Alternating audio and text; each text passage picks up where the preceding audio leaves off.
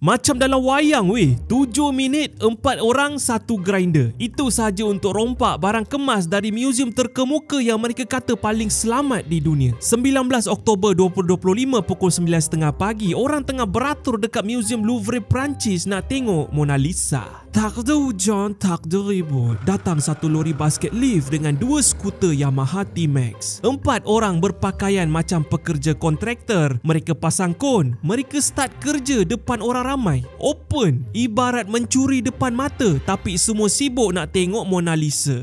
2 orang naik basket lift ke tingkat 2. Sampai di atas, dia guna disc cutter potong pintu kaca. Terus masuk dalam bilik pameran paling mahal dalam muzium tu. Itu je security dia, pintu kaca. Macam pintu bilik pengantin.